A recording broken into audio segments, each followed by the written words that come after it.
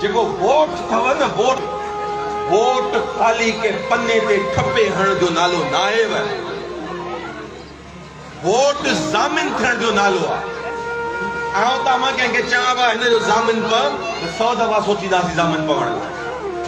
जेॾी महिल माण्हू पर्ची खणी बूथ मंदर वञे थो ऐं ठपो हणण लॻे थो उन वक़्तु रुॻो पाण पंहिंजो ज़मीर अथसि ऐं अलाह जी ज़ात।